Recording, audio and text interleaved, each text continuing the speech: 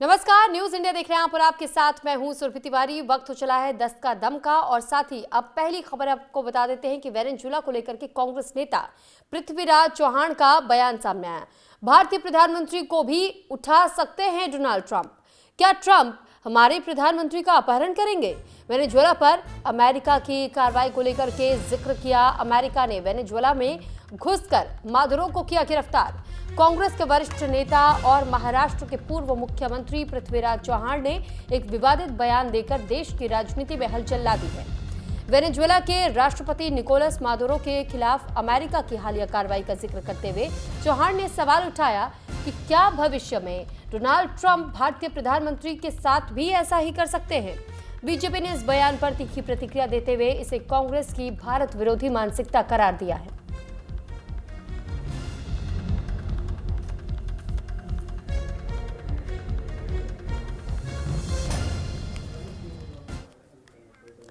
उत्तर प्रदेश में मतदाता सूची के एसआईआर के बाद से चुनाव आयोग ने ड्राफ्ट वोटर लिस्ट जारी कर दी है और इस बार की सूची में बड़ा बदलाव देखने को मिला है। प्रदेश के करीब 2.89 करोड़ मतदाताओं के नाम सूची से हटा दिए गए। राज्य के मुख्य निर्वाचन अधिकारी नवदीप रिणवा ने प्रेस कॉन्फ्रेंस करते हुए ये बताया कि ड्राफ्ट वोटर लिस्ट की कॉपी सभी राजनीतिक दलों को दे दी गई है। पहले यूपी में करीब 15 करोड़ मतदाता थे और अब यूपी में 12.55 करोड़ वोटर है। एसआईआर के पहले चरण के बाद से ये फाइनल लिस्ट नहीं है। वोटरों की फाइनल लिस्ट 6 मार्च को आएगी।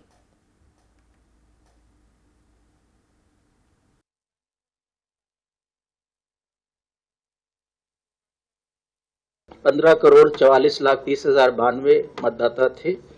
वो उनमें से जिनके गणना प्रपत्र जो रह रहे हैं उत्तर प्रदेश में जीवित हैं, या तो स्वयं ने हस्ताक्षर करके दिया या उनके परिवार के किसी वयस्क सदस्य ने हस्ताक्षर करके दिया। वो गणना पत्र जो हमारे पास आए वो थे लगभग 12,55,00,000 मतदाता जो अपने निवास स्थान से कहीं और शिफ्ट कर गए, वो घर छोड़ दिया जहां उन्होंने वोटर लिस्ट में जब अपना नाम दर्ज कराया था, जिस घर में थे, स्थायी रूप से स्थानांतरित हो गए, या वो लापता या अनुपस्थित रहे या उनको फील्ड में बीएलओ को मिले नहीं, ऐसे 2.17 करोड़ मतदाता हैं। 2.17 करोड़ और अगर प्रतिशत में कहें तो 14.06 14.06%।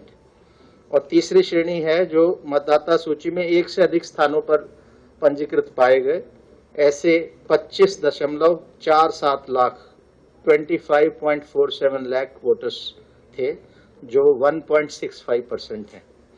तो जहां तक मतदाता का प्रश्न है, उसे 6 फरवरी का दिन याद रखना चाहिए ताकि दावा आपत्ति जो उसको करना है वो 6 फरवरी से पूर्व ही कर देनी।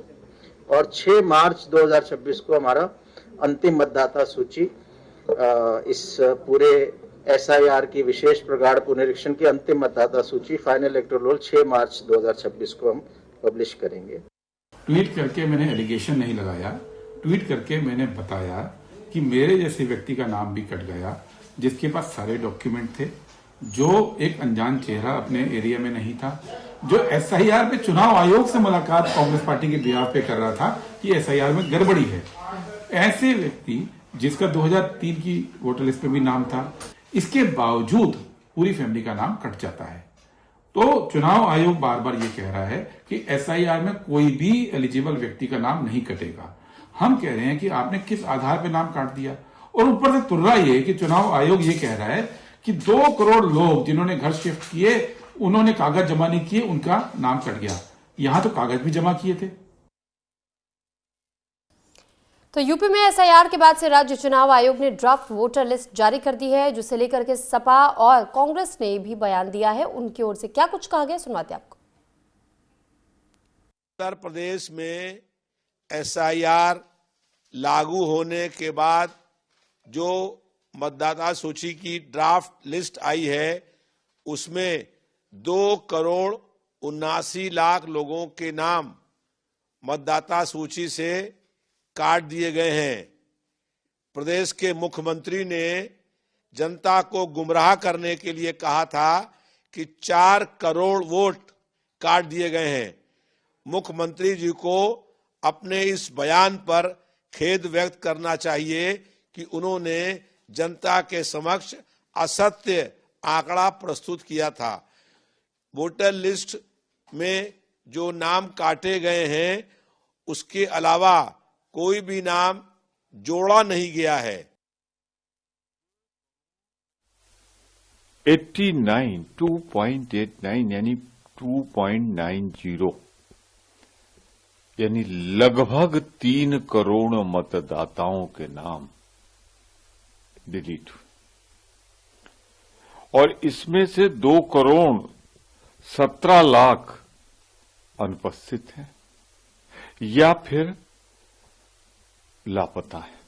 दुनिया के बहुत से देशों की आबादी नहीं, 40-50 देशों की आबादी नहीं 3 करोड़, उतना अपने उत्तर प्रदेश से मतदाता डिलीट कर दिए। कोई स्पष्ट कारण नहीं, सिर्फ इतना कि वो समय से फॉर्म नहीं भर पाए, भर पाने के लिए उपस्थित नहीं थे। इसीलिए कहते रहे हैं हम सब कि ये प्रक्रिया 1, 2, 3 महीने में नहीं बल्कि इसे 1-2 साल चलाना चाहिए। तो देखिए, उत्तर प्रदेश में जो मतदाताओं की सूची है और जो SIR आया है, इसको लेकर के अब ग्राफिक्स के जरिए कुछ और डिटेल्स हम आपको समझाने की कोशिश करते हैं कि किस तरीके से SIR से पहले जो वोटर्स की संख्या थी, बताया ये जा रहा है 15.44 करोड़ की थी और SIR पहले चरण के बाद से अब 12.55 करोड़ की संख्या देखने को मिली। इसके अलावा वहीं हम बात करें जिन लोगों के नाम कटे हैं, बताया जा रहा है लगभग 2.89 करोड़ नाम कटे यानी 2 करोड़ 89 लाख और 46 लाख 23,000 ऐसे लोग भी पाए गए जो कि मृत है और उनके नाम भी इसमें शामिल थे, वो नाम अब कट चुके हैं। 2 करोड़ 17 लाख अनुपस्थित या फिर शिफ्ट हो चुके हैं। इसके साथ साथ 25,47,000 मतदाता डुप्लीकेट यानी कि फर्जी वोटर के तौर पर पाए गए हैं। ये बताया जा रहा है कि डुप्लीकेट वोट यानी कि एक जगह के अलावा दूसरी जगह पर भी उनके नाम देखे गए हैं वोटर सूची में, जिस वजह से उन्हें डुप्लीकेट मतदाता करार देते हुए उनके नाम भी हटाए गए हैं। कुछ ऐसे भी नाम सामने आए हैं जिनको लेकर के दावा किया गया है कि ये अनट्रेसेबल है, इनका कोई पता नहीं है, साथ ही ना ही कोई जानकारी है। साथ अब आपको ये भी बता दें कि ड्राफ्ट में अगर नाम नहीं है तो फिर आप क्या कर सकते हैं। 6 फरवरी तक आपत्ति दर्ज आप करवा सकते हैं। 6 फरवरी यानी आज से 6 जनवरी से लेकर के 6 फरवरी तक 1 महीने का समय अब आपके हाथ में है। 27 फरवरी तक आपत्तियों का निस्तारण किया जाएगा। 6 मार्च को फाइनल वोटर लिस्ट जारी कर दी जाएगी। तो वहीं अब बात JNU की भी कर लेते हैं। दरअसल JNU में एक बार फिर से देश विरोधी नारे लगने का मामला सामने आया, जिसके बाद देश की राजनीति में एक फिर से उबाल एक बार देखने को मिला है। अब सवाल उठ रहे हैं कि क्या JNU देश विरोधी ताकतों का समर्थन कर रहा है। JNU में देश विरोधी नारे लगे हैं, जिसे लेकर बीजेपी सांसद ब्रजमोहन अग्रवाल से न्यूज इंडिया संवाददाता पंकज वानखेड़े ने खास बातचीत की। सुनवाते आपको। हमारे साथ बात करने के लिए बीजेपी के वरिष्ठ नेता और लोकसभा सांसद ब्रजमोहन अग्रवाल जी हैं। सर, सबसे महत्वपूर्ण पहला सवाल ये है कि जिस तरह से सुप्रीम कोर्ट का कल फैसला आया और जमानत रद्द कर दी गई दोनों आरोपियों को लेकर, उसको लेकर JNU में बड़ा विवाद हुआ, प्रदर्शन हुआ। प्रदर्शन के दौरान आपत्तिजनक शब्दों का उपयोग किया गया प्रधानमंत्री नरेंद्र मोदी और गृह मंत्री अमित शाह के लिए। देश के किसी एजुकेशनल इंस्टीट्यूट में इस प्रकार की गतिविधियों का होना दुर्भाग्यजनक है। कोर्ट के निर्णय के ऊपर में और इस प्रकार की प्रतिक्रिया देना ये किसी भारतीय नागरिक का काम नहीं है। ये तो जो भारत की संप्रभुता में, भारत के संविधान में विश्वास नहीं रखते, ऐसे लोग ही इस काम को कर सकते हैं और निर्णय कोर्ट करता है। पर नारे लगते हैं मोदी जी और अमित शाह के खिलाफ। मोदी जी और अमित शाह जो हैं वो इस देश के मान सम्मान स्वाभिमान को बढ़ाने वाले हैं, इस देश को आतंकवाद से मुक्त करने वाले हैं, इस देश को नक्सलवाद से मुक्त करने वाले हैं और ऐसे जो लोग हैं उनको इस देश की जनता और सरकार बख्शेगी नहीं, उनको सबक सिखाएगी। कैमरामैन अरब के साथ पंकज वानखेड़े, न्यूज इंडिया, नई दिल्ली। तो JNU में PM नरेंद्र मोदी और केंद्रीय गृह मंत्री अमित शाह के खिलाफ लगाए गए नारों पर बीजेपी प्रवक्ता शहजाद पूनावाला और बिहार के डिप्टी CM विजय सिन्हा ने बयान दिया। क्या कुछ उन्होंने कहा है, सुनवाते हैं। मोदी अमित शाह तेरी कब्र खुदेगी जेएनयू की धरती पर, ये सहयोग नहीं, ये सोचा समझा राजनीतिक प्रयोग और उद्योग है और कांग्रेस द्वारा प्रायोजित है। क्योंकि उदित राज कहते हैं कि ये नारे जो है ये बिल्कुल सही है, ये फ्रीडम ऑफ स्पीच है। और याद होगा कि कांग्रेस के भी रैली में इसी प्रकार के नारे लगे थे कि मोदी जी की कब्र खोदनी है। तो इसका मतलब इसका स्रोत कांग्रेस और लेफ्ट के नेता है। जब से सुप्रीम कोर्ट का ये उमर खालिद और शर्जील इमाम पर फैसला आया है, तब से पृथ्वीराज चौहान, बृंदा करात, उदित राज, हुसैन दलवाई, इन सभी लोगों ने उमर को मासूम बताया है। मतलब साफ है, जो लोग अपने आप को तथाकथित रूप से संविधान के रक्षक बताते हैं, दरअसल ये संविधान विरोधी है। ये टुकड़े टुकड़े गैंग और अर्बन नक्सलियों के साथ खड़े होने वाले लोग हैं और ये एक व्यक्ति के विरोध में देश विरोधियों के साथ खड़े होकर देश विरोधी नारे भी लगाते हैं। और ये पहली बार नहीं है। तो ये देश के प्रधानमंत्री को मारने की और आतंकियों का महिमा मंडन करने वाली अर्बन नक्सलियों वाली कंपनी है। श्वास ले रहे हैं, इस तरह की मानसिकता देश के अंदर से समाप्त हो रहा है। आज देश के प्रधानमंत्री नरेंद्र मोदी जी और गृह मंत्री अमित शाह जी के नेतृत्व में आतंकवाद और उग्रवाद लगभग समाप्ति की ओर है और इनके सपोले जो बैठे हैं उन सपोलों को भी समाप्त करने की अब समय आ गया है। कोई सपोला आतंकवाद उग्रवाद की भाषा अगर जो देशद्रोही भाव भाषा रखेगा उनको सबक सिखाया जाएगा। तो इंदौर में जब जहरीले पानी ने 17 जानें ले ली तब प्रशासन की नींद टूटी। सवाल ये कि इंदौर जैसा पानी कहीं आप भी तो नहीं पी रहे। ये सवाल इसलिए भी जरूरी है क्योंकि दूषित पानी की समस्या अब केवल ग्रामीण इलाकों तक सीमित नहीं रही है, बल्कि शहर दर शहर और कस्बों तक भी फैल चुकी है। साफ पानी की कमी के कारण हर साल करीब 2 लाख लोगों की मौत हो रही है। इंदौर का हाल तो आपने देख ही लिया, लेकिन इस मुहिम की तरह हम आपको देश भर से आई गंदे पानी की तस्वीरें अब दिखा रहे हैं। लोगों की समस्याएं सुना रहे हैं कि कैसे लोग पानी से परेशान हैं, बीमार हो रहे हैं, लेकिन सुनने वाला कोई नहीं। अब न्यूज़ इंडिया गाजियाबाद से गंदा पानी से परेशान लोगों का दर्द लेकर के आया सहयोगी कपिल मेहरा की ग्राउंड जीरो से एक रिपोर्ट आपको दिखाते हैं।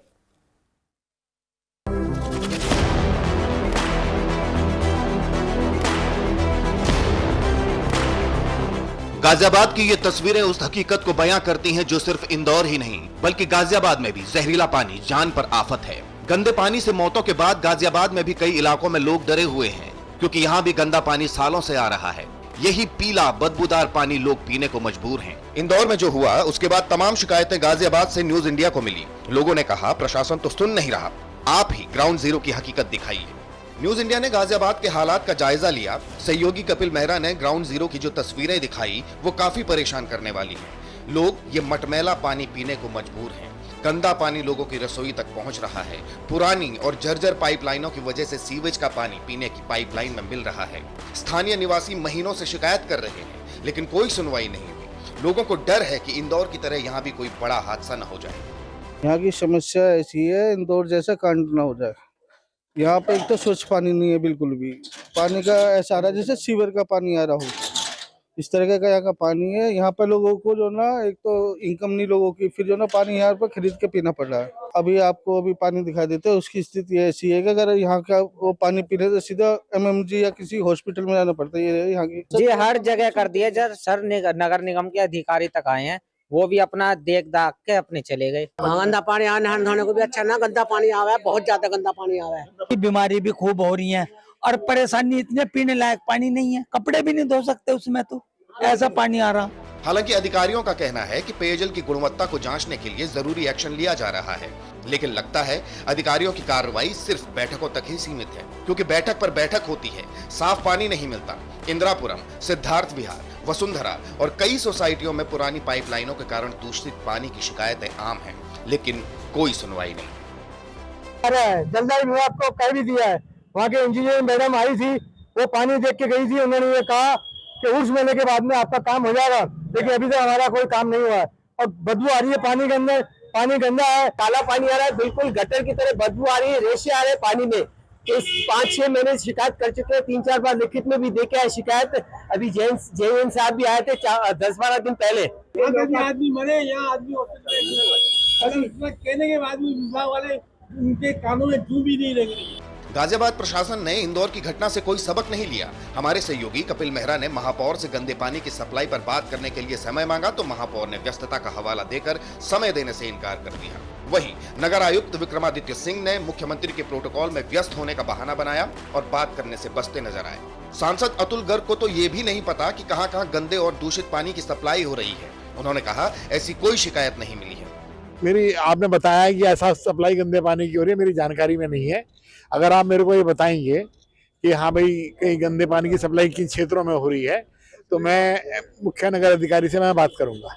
इसको लेकर नगर आयुक्त ने एक लेटर तो जारी कर दिया, लेकिन लाइन पार क्षेत्र सबसे ज्यादा प्रभावित है इसको लेकर। क्यों, कौन सा क्षेत्र, उसका नाम बताइए। सुंदरपुरी नाम का तो मैं आज ही मालूम करता हूँ। मोहन नगर है और आपका बागू बाईपास है, एक्सटेंशन है, ऐसी बहुत सारी कॉलोनियां हैं। भाई मेरी जानकारी में पहली बार आया है, मैं आज ही मुख्य नगर अधिकारी से बात करूँ। कहा जाता है जल ही जीवन है और जब यही जल लोगों की जान पर आफत बन जाए तो सिस्टम पर सवाल उठना लाजमी है। फिलहाल मेरे संज्ञान में, हमारे डिपार्टमेंट के संज्ञान में इस तरह की कोई घटना गाजियाबाद में सामने नहीं आई है। फिर भी हमारे यहाँ जो अर्बन PHCs हैं, HDF health and wellness centres हैं, अर्बन में भी, रूरल के अंदर भी, वहाँ पे पर्याप्त मात्रा में हमारे पास लोगों का इलाज करना या आइडेंटिफाई करने के साधन। तो स्वास्थ्य विभाग द्वारा समय समय पर क्या है सोसाइटियों के या शहर के पानी के सैंपल लिए जाते हैं? ये काम आइडियली नगर निगम का है, सैंपल लेके आइडेंटिफाई करना। लेकिन फिर भी अगर हमारे यहाँ किसी तरह कोई शिकायत आती है या हमारे यहाँ ऐसा लगता है किस इलाके में पेशेंट्स बढ़ते हैं तो हम सैंपल लेते हैं। इन हालातों को देखने से लगता है कि हर घर साफ जल का नारा सिर्फ लोगों को चिढ़ाने के लिए है। सिस्टम की लापरवाही के आगे आम आवाम लाचार है। शायद सरकारें इंदौर जैसी किसी घटना के इंतजार में हैं। शायद मातम की चीखें ही सिस्टम को थोड़ा सा हिला डुला सकती हैं। नहीं तो बाकी सब चंगा है, चल रहा है, चलने दो। नेपाल में जेनजी तख्तापलट के बाद जल्द ही नया चुनाव होने जा रहा है और इस चुनाव से ठीक पहले नेपाल के पूर्व प्रधानमंत्री और वरिष्ठ नेता पुष्पकमल दहल प्रचंड ने अपनी बेटी के साथ भारत के राष्ट्रीय सुरक्षा सलाहकार अजीत डोभाल के साथ में मुलाकात की। नेपाली मीडिया के मुताबिक डोभाल से प्रचंड की ये मुलाकात रविवार 4 जनवरी को हुई। बताया जा रहा है कि इस मुलाकात के दौरान 5 मार्च को होने जा रहे आम चुनाव के जरिए देश के लोकतंत्र की रक्षा करने पर फोकस किया गया है। डोभाल ने प्रचंड के लिए दिल्ली के एक होटल में डिनर का आयोजन किया। माना जा रहा है कि इस उच्च स्तरीय बैठक में नेपाल के वर्तमान राजनीतिक हालात और रणनीतिक जरूरतों पर भी चर्चा हुई।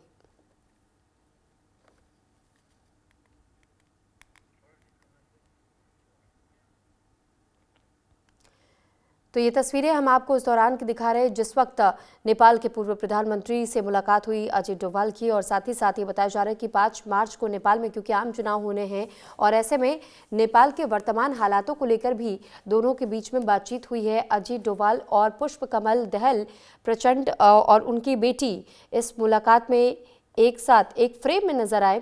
बताया जा रहा है कि अजीत डोभाल और जब पुष्पकमल दहल प्रचंड के साथ में ये बातचीत हुई तो ये बातचीत न केवल नेपाल में होने वाले चुनाव को लेकर के या वहाँ की रणनीति को लेकर के हुई, लेकिन साथ ही साथ सुरक्षा लिहाज से भी, क्योंकि दोनों देशों के बीच में भी संबंध बहुत मजबूत हमेशा से रहे और इसी वजह से एक उस संबंध को ध्यान में रखते हुए भी इस पर भी रणनीतिक तौर पर चर्चा हुई।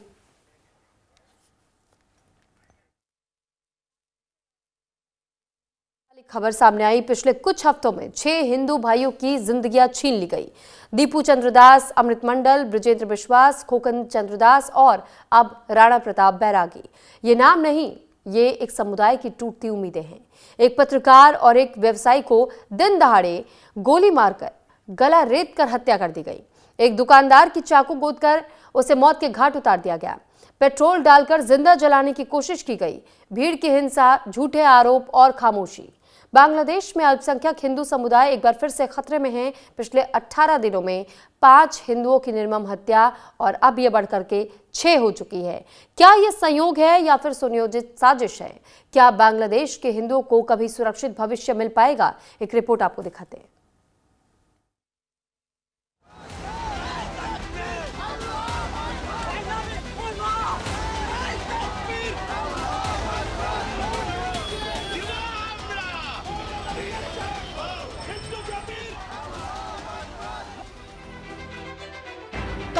जो घर हंसी खुशी से गूंजते थे आज वो खामोश है। कल तक जो बच्चे मंदिर में पूजा करते थे आज वो डर के साए में जी रहे हैं। बांग्लादेश एक देश जो कभी सहिष्णुता का प्रतीक था आज अल्पसंख्यक हिंदू समुदाय के लिए आंसुओं की घाटी बन गया है। क्या यही है स्वतंत्रता का मतलब? क्या यही है लोकतंत्र की जीत? दीपू चंद्र दास एक साधारण गारमेंट वर्कर, ईशनिंदा के झूठे आरोप में भीड़ ने पीट कर मार डाला और शव को आग लगा दी। अमृत मंडल जबरन वसूली के शक में भीड़ ने घेर कर जान ले ली। विजेंद्र बिस्वास 24 दिसंबर को अमृत मंडल की पीट कर हत्या। 29 दिसंबर को विजेंद्र बिस्वास की गोली मारकर हत्या। 31 दिसंबर को खोखन चंद्र दास को चाकू से गोदकर मार डाला। 5 जनवरी को राणा प्रताप बैरागी की गोली मारकर हत्या। शेख हसीना के जाने के बाद से मोहम्मद यूनुस की अंतरिम सरकार के दौर में आए। बीएनपी जमाते इस्लाम के राजनीतिक चाल।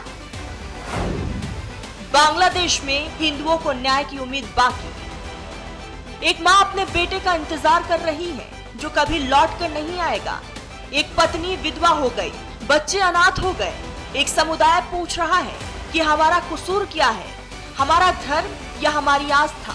हिंदू समुदाय की ये पुकार न्याय की पुकार है, ये चीख इंसानियत की पुकार है।